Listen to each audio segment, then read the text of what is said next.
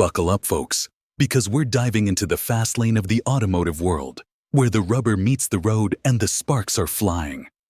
Picture this. You're in the driver's seat of the auto industry, cruising along with the wind in your hair and the latest trends at your fingertips. But hold on to your hats, because there's a sharp turn ahead, and it's got the big players in the game slamming on the brakes. Now, who better to understand the pulse of car buyers than the dealers themselves?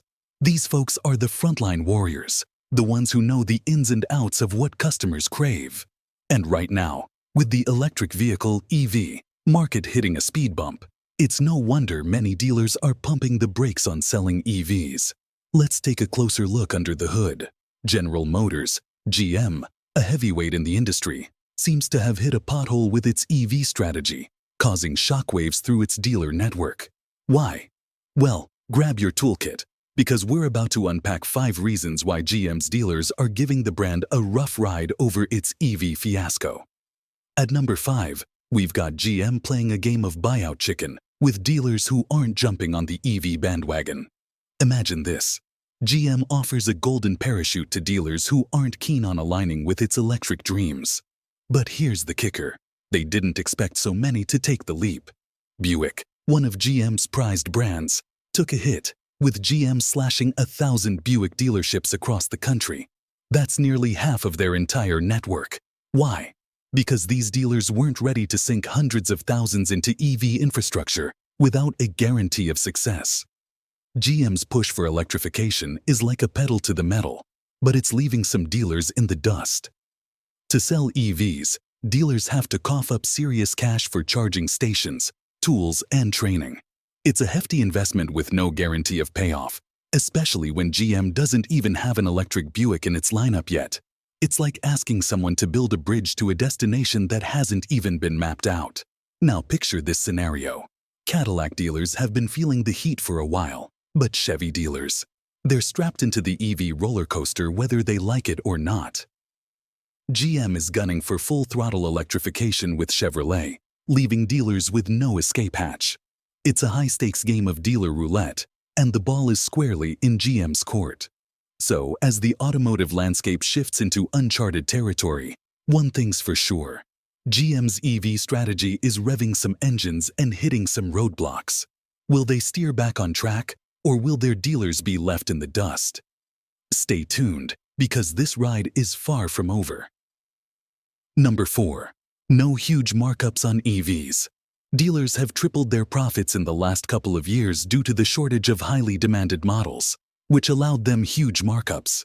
Many EVs have been included in this as well, but it looks like we're slowly coming to an end of an era, because the relation between supply and demand has completely changed over the last year or so. EVs are not a highly desired good anymore, something that buyers are ready to wait months for and pay extra. Instead, dealer stocks are full, the production is much faster, and at the same time, the demand for EVs isn't growing as car makers have been hoping for. The growth is slowed down as consumers are still not ready for this kind of transition. At the same time, the early adopter phase is over, so there aren't many potential EV buyers left around. To put this in simple words, EVs are much harder to sell than gas-powered cars. They're more expensive, insurance premiums are higher, and charging networks are still far from adequate. Moreover, most buyers are still not completely familiar with the new technology, so they need way more time to decide on such a purchase. These are not our words, but the words of GM dealers. For example, a former Chevy salesman, Buzz Smith, who's now an EV dealer instructor, stated that a gas vehicle usually takes a single visit and no more than an hour to sell. With electric cars, it's usually 4 visits and an hour each before a customer decides on an EV purchase. In other words, a salesman is volunteering to take a 75% pay cut, and no one wants to do that. Number 3. Some GM EVs are ineligible for incentives. The government has been giving all kinds of incentives to speed up the process of electrification. But since the start of this year, things have been a little bit different. Namely, the administration has decided to support domestic manufacturing and reduce America's dependency on China when it comes to EV components and minerals. For that reason, 21 electric vehicles are no longer eligible for incentives. Among them are also a few GM models, which complicates the EV transition even more. According to the new rule, 60% of an EV's battery is now required to be built in North America, while at least 50% of the minerals used in batteries must come from the US or certain trade partners. Otherwise, there is no federal tax credit. Thankfully, the most popular models such as the Bolt EV and Bolt EUV have remained eligible for the tax credit. Models like the Chevy Blazer EV and Cadillac Lyriq are not. Super luxurious and extremely expensive GMC Hummer pickups and SUVs are not eligible either. But the company expects to resolve these issues and make the aforementioned Lyriq and Blazer EV, as well as the upcoming models such as the Equinox EV and Opel, eligible for incentives soon.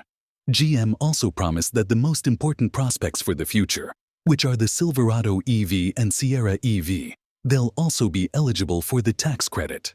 Meanwhile, GM will provide incentives of $7,500 on its EVs to offset the loss of the tax credit, so this change won't affect EV buyers.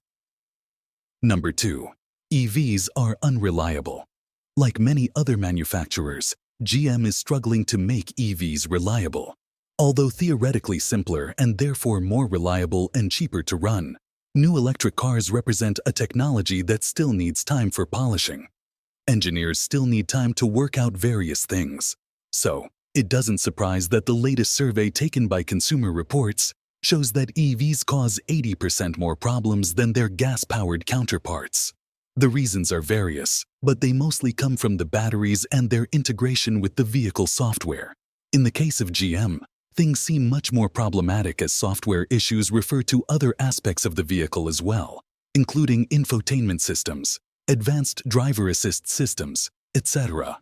Once again, it turns out that too much reliance on high-tech goodies isn't an ideal thing. The most recent EV models like the Cadillac Lyriq and Chevy Blazer EV are particularly affected, so much so that the company was even forced to stop production until it solves its issues. Meanwhile, numerous examples are sitting at dealers waiting for repairs, and that lasts weeks. On one hand, we now have new owners that are desperate. On the other, we have technicians who can't complete service and repair, as no one knows how to locate the source of the problem. Number 1. Some investments will have to wait. The EV transition is not going as planned. It's not going as fast as GM expected, but customers still sticking with traditional gas-powered vehicles. In such circumstances where the sales are below expectations, there are various other problems that only make the company lose even more money. It doesn't surprise that GM was forced to make some changes in plans. Some of the investments have been delayed because there isn't enough money to support all of them. Among the biggest investments that have been delayed now is the Toledo plant, which was planned to produce the first drive units for EVs in the US. According to the latest reports, this investment estimated at $760 million has been delayed. So instead of the first quarter, the production will most likely start in the last quarter of this year. Another massive project that has been delayed is the production of the all-electric Chevy Silverado and GMC Sierra planned for the Orion Assembly Plant in Michigan, which currently employs 1,300 workers. The initial plan was to end the production of the Bolt EV and EUV by the end of 2023, and then start the production of the Silverado EV and Sierra EV. The production of 2 small EVs ended, but the new pickups won't be produced anytime soon. According to officials, the company is aligning its capital investment with EV demand in order to boost profitability. As a result, the production won't start until late 2025, even though it was originally planned for this year. Meanwhile, Orion Assembly employees have been offered roles at other facilities in Michigan, such as the Factory Zero Detroit Hamtramck Assembly Plant. Thanks for watching, and see you next time.